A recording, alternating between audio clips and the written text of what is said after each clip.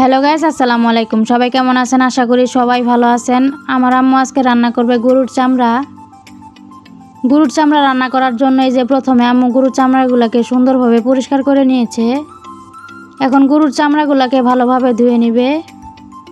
গরুর চামড়া পরিষ্কার করার জন্য প্রথমে গরুর চামড়াটাকে ভালোভাবে পুড়ে নিতে হয়।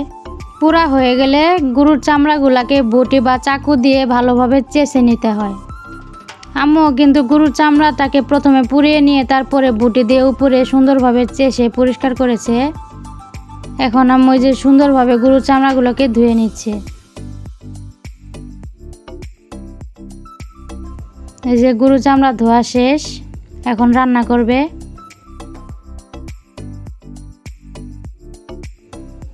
রান্না করার জন্য এই যে আম্মু প্রেসার কুকারটা চুলার উপরে বসিয়ে দিয়েছে। এখন দিয়ে দিল তেল,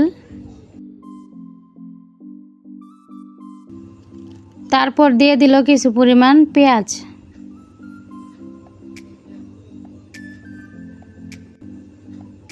এখন ভালোভাবে একটু নাড়াচাড়া করে নিচ্ছে।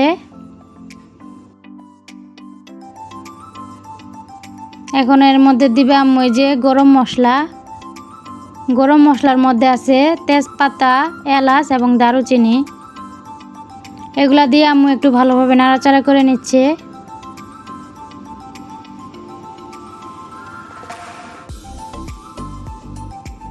এখন এর মধ্যে দিয়ে দিল বাটা মশলা। বাটা মশলার মধ্যে ছিল কাঁচামরিচ, আদা এবং রসুন একসাথে আম্মু ব্লেন্ডার করে নিয়েছিল, সেগুলোই দিয়ে দিল।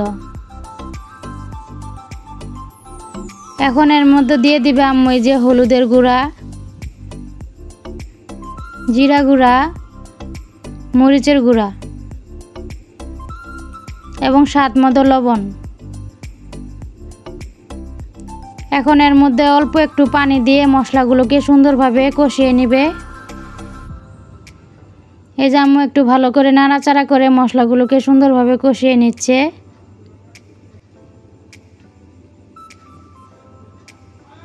কষানো প্রায় হয়ে গেছে। এখন এর মধ্যে দিয়ে দিবে গরুর চামড়াগুলা। এই যে আম্মু গরুর চামড়াগুলা দিয়ে দিচ্ছে।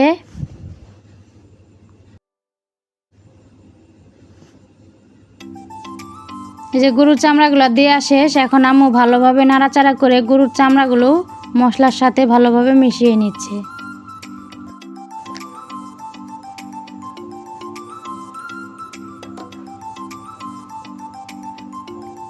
এখন এর মধ্যে আম্মু দিয়ে দিবে কিছু পরিমাণ কাঁচামরিচ।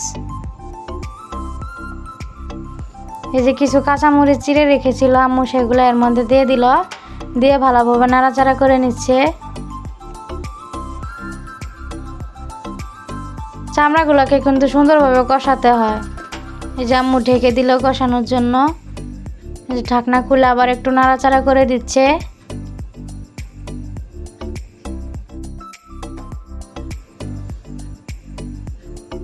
আবার একটু ঢেকে দিল। গরুর চামড়াটা হালকা কষানো হয়ে গেছে। এখন আম্মু এর মধ্যে একটু পানি দিয়ে দিল। গরুর চামড়াটা কিন্তু ঝুলঝুল হবে না, একটু মাখা মাখা টাইপের হবে। তার জন্য আম্মু একটু অল্প পরিমাণ পানি দিয়ে নিল। গরুর চামড়াটা কিন্তু খেতে একটু শক্ত হয়, তার জন্য ভালোভাবে সিদ্ধ করে নিতে হবে। আম্মু গরুর চামড়াগুলোকে প্রায় 6-7টা দিয়ে নিয়েছিল, কিন্তু তারপরে একটু শক্ত রয়ে গিয়েছিল। পরে আবার 2-3টা দিয়ে নিয়ে একটু নরম হয়েছিল।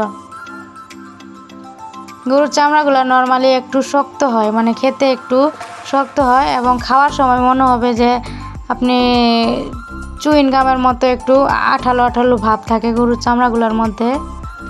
এই যে খেয়ে নিচ্ছে এখন।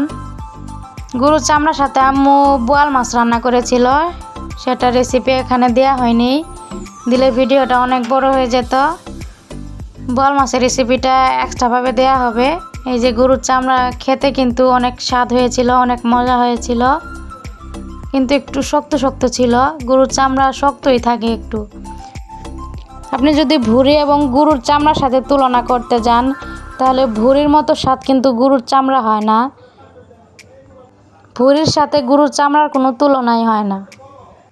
আজকের জন্য এখানেই বিদায় নিচ্ছি। সবাই ভালো থাকবেন। আসসালামু আলাইকুম।